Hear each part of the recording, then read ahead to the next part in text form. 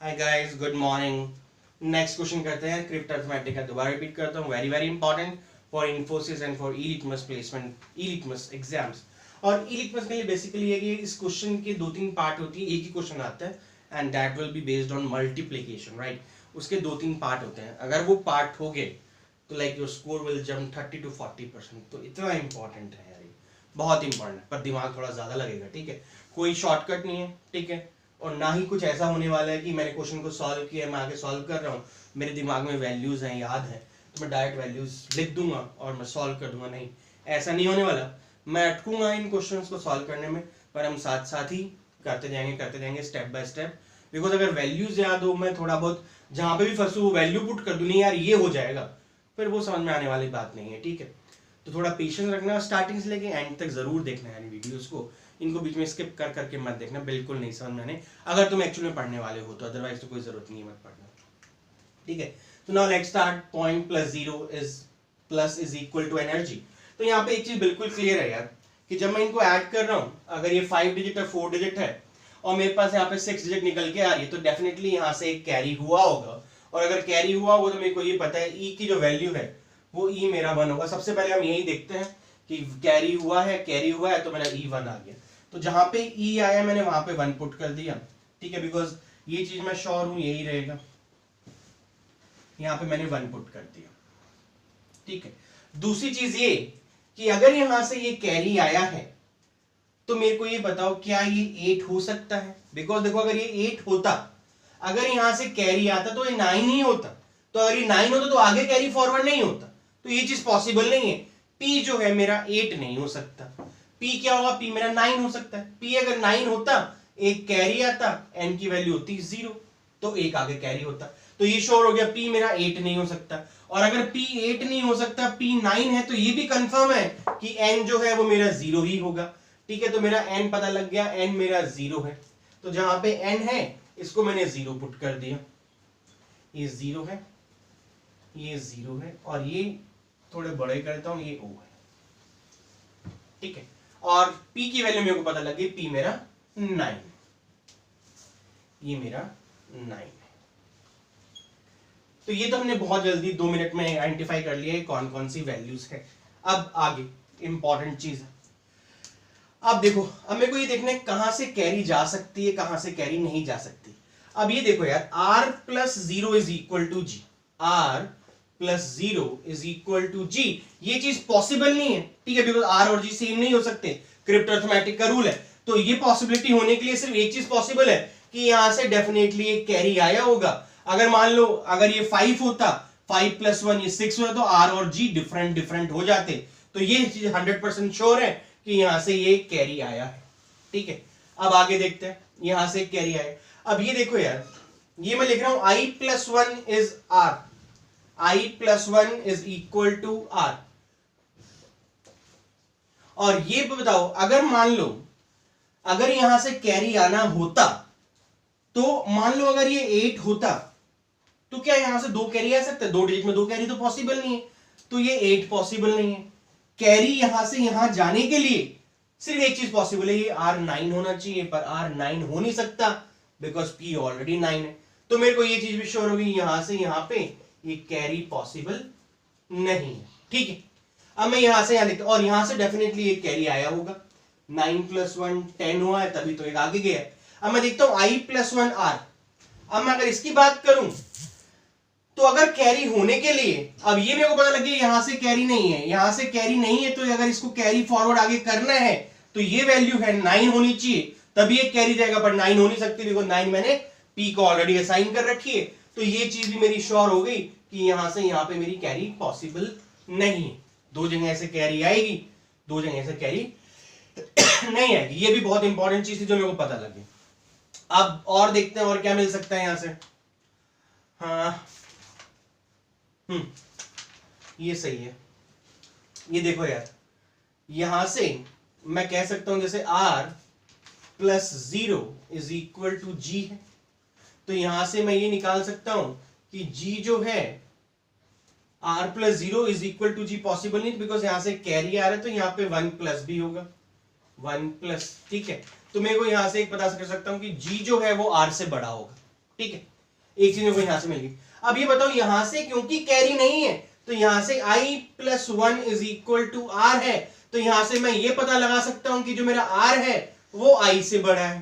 ठीक है, प्लस 1 यहां पे है, प्लस 1 यहां पे, तो g is equal to r plus 1 है, r is equal to i plus 1 है, तो यानी कि g जो है वो r से बड़ा है और r जो है वो i से बड़ा है और इनका डिफरेंस 1-1 है। तो अगर डिफरेंस 1-1 है तो मैं ये कह सकता हूं कि जी आर आई मेरे कॉन्जिक्यूटिव नंबर है।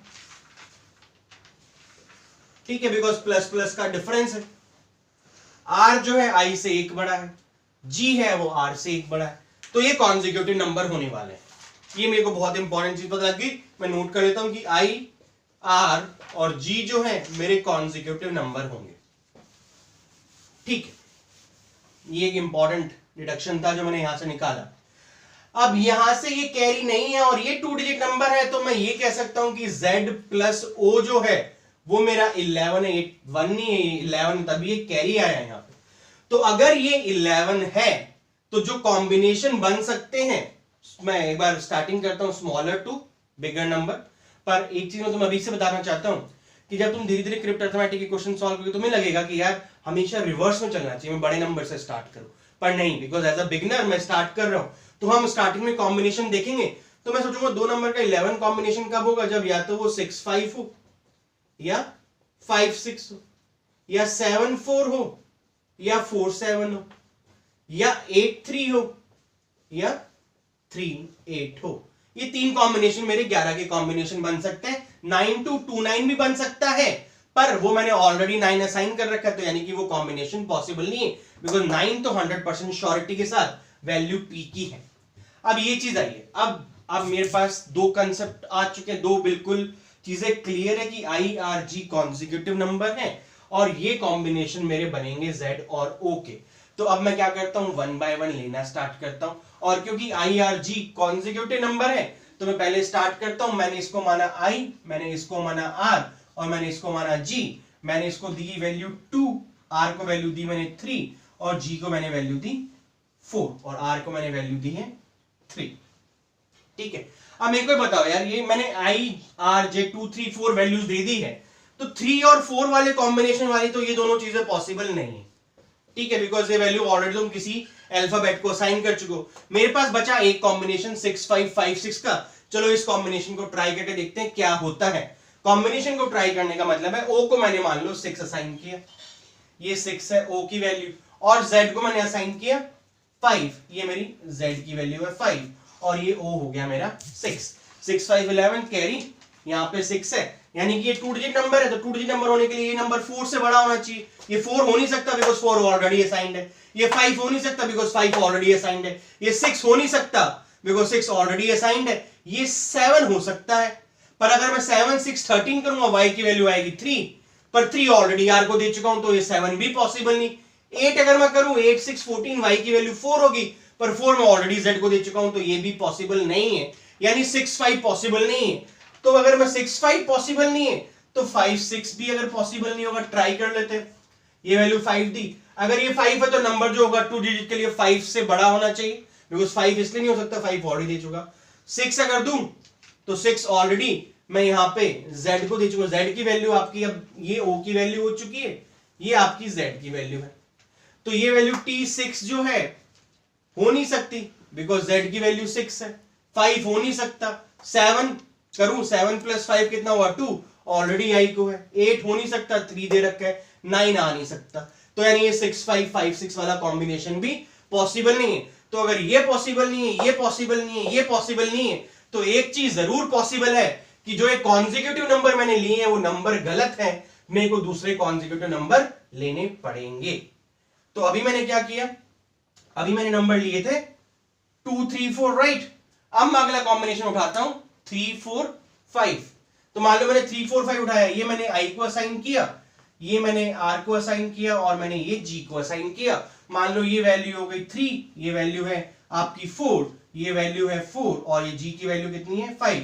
3 4 5 4 5 वाले कॉम्बिनेशन का कुछ पॉसिबल नहीं हो सकता, ये दोनों पॉसिबल नहीं है बिकॉज 4 है 5 है, वो ऑलरेडी मैं किसी को दे चुका। मेरा कॉम्बिनेशन बचा 8 3 और 3 8 का। अगर मैं 8 3 3 8 का कॉम्बिनेशन बनाऊं तो O को मैंने दे दिया 8 और Z को मैंने दे दिया 3। ये भी मैं नहीं दे सकता बिकॉज 8 3 का कॉम्बिनेशन नहीं बन सकता, ठीक है। 3 4 5 है ना, 3 भी आ गया, 4 किसी का कॉम्बिनेशन नहीं बन सकता बिकॉज 5 भी यहां पे अवेलेबल है, 4 भी अवेलेबल है, 3 भी अवेलेबल। चलो एक तो चीज ठीक हुई कि ये कॉम्बिनेशन तो हटा जो आगे सॉल्व ना करना पड़े। तो 3 4 5 का कॉम्बिनेशन पॉसिबल नहीं है। 4 5 6 का कॉम्बिनेशन देखते हैं। ये मैंने माना I है, ये मैंने माना R है, ये मैंने माना G है। ये हो गया I की वैल्यू 4, R की वैल्यू 5 और G की वैल्यू हो गई 6, R की वैल्यू है 5। ये ट्राई करते हैं। अब 4 5 6 4 5 का कॉम्बिनेशन नहीं होगा बिकॉज ऑलरेडी है 8 3 3 8 आपका हो सकता है। तो 8 3 3 8 माना, ये O को दिया और ये Z मान लो मैंने 3 को दिया, ये हो गया 8, ये मानो मैंने 3 माना और ये हो गया 8, ठीक है। तो अगर ये 2 डिजिट आना है तो ये जो वैल्यू है ये 1 से बड़ी होगी। अगर 2 में ले नहीं सकता बिकॉज y कितना हो जाएगा 0, 3 में ले नहीं सकता बिकॉज z को ऑलरेडी मैंने 3 दिए, 4 में ले नहीं सकता, 5 में ले नहीं सकता, 6 में ले नहीं सकता, 7 में लूंगा तो 8 7 15 y की वैल्यू 5 हो जाएगी, वो मैं ले नहीं सकता, 8 में ले नहीं सकता, 9 में ले नहीं सकता, तो यानी 8 3 कॉम्बिनेशन नहीं बनेगा। 3 8 ट्राई करते हैं, ठीक है। ये O को दे दिया और ये Z को दे दिया, 3 इसकी वैल्यू 3 हो गई, y Z की वैल्यू 8 हो गई, ये 3 हो गया। 3 के लिए ये वैल्यू जो होनी चाहिए 6 से बड़ी होगी। 7 अगर मैं रखता हूं 7 3 y की वैल्यू 0 आ जाएगी, पॉसिबल नहीं है। 8 रखूं, Z को दिया हुआ पॉसिबल नहीं है, 9 पॉसिबल नहीं है, तो ये भी पॉसिबल नहीं है। तो जब तीनों ही पॉसिबल नहीं है तो ये चीज जरूर पॉसिबल है कि वो नंबर जो है 3 4 5 नहीं होंगे। अब मैं और नंबर ट्राई करता हूं। अब वो 3 4 5 नहीं हो सकते कॉन्सेक्यूटिव नंबर, तो मैं 4 5 6 लेके देखता हूं, ठीक है। ये हमने अभी 4 5 6 से लिया था, 3 4 5 तो वैसे नहीं, 4 5 6 लिया था हमने अभी। हम अब 5 6 7 लेके देखते हैं। ये I की वैल्यू हो गई, ये R की वैल्यू हो गई और ये G की वैल्यू हो गई। फटाफट हम इसको सॉल्व करते हैं। ये I की वैल्यू 5, R की वैल्यू 6 और G की वैल्यू कितनी हो गई 7। तो 6 और 7 का कॉम्बिनेशन तो मैं ले नहीं सकता, 8 3 3 8 का ले सकता हूं, तो मैंने इसकी वैल्यू ली 8, ये O और Z की वैल्यू मैंने ली 3। चलो ये ट्राई करते हैं। ये है 8, तो अगर ये 8 है, ये अगर मैं 2 लूं तो y की वैल्यू 0 पॉसिबल नहीं है। 3 अगर मैं लूं तो y की वैल्यू 1 आ जाएगी, 1 भी पॉसिबल नहीं है। 4 अगर मैं लेता हूं, हाँ 4 पॉसिबिलिटी आ रही है। तो मान लो अगर मैं ये वैल्यू 4 लेता हूं, ये मेरी z की वैल्यू, r की वैल्यू कितनी है 6। अगर मैं t की वैल्यू 4 लूं, बिकॉज मेरे पास 2 ही तो नंबर बचे हैं, ये भी यार भगवान की तरह से बहुत अच्छी बात है, 2 नंबर बचे हैं 2 या 4।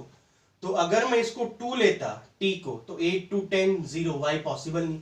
लेकिन अगर मैं इसको 4 पुट करूं, 8 4 12 y की वैल्यू 2 हो जाएगी। अरे वाह, भगवान की दया से यार काम बन गया। ये जो 2 है ये मेरी वैल्यू हो गई y की, ठीक है, और ये y की वैल्यू हो गई और t की वैल्यू मेरी आई है 4, ये मेरी t की वैल्यू हो गई 3, मेरा z की वैल्यू है। फाइनली सब की वैल्यू आ चुकी है, ठीक है। अब जब सब की वैल्यू आ चुकी है, उसके बाद जो तुमसे वो क्वेश्चन पूछते हैं, जैसे यहाँ पे एक क्वेश्चन है, मैं टेक्निकली ये चैनल कंसेप्ट प्लेसमेंट वाले, तो अगर मैं पॉइंटर ऐड करूं कि P O I N T E R इनका सम क्या हो, मान लो ये क्वेश्चन था, ये सॉल्व करने के बाद आपको ये सॉल्व, अब ये तो बच्चे वाले, P की वैल्यू मेरे को पता है कितनी है 9, O की वैल्यू मेरे को पता है 8, I की वैल्यू मेरे को पता है कितनी है, I है हमारे, है I की वैल्यू 5 है, N की वैल्यू 0 है, T की वैल्यू 4 है, E की वैल्यू 1 है, R की वैल्यू मेरी 6 है। तो 9 + 8 17 + 5 22 + 4 26 और 7 और 6 33 इज द आंसर। इसको सॉल्व करने वाले अगर मैं पॉइंटर को ऐड करूं, P + O + I + N + T + R, 9 8 17 + 5 22 26 27 + 6 33 is the right answer. Okay guys, take care, bye. I hope you understand the right. Bye, take care, bye.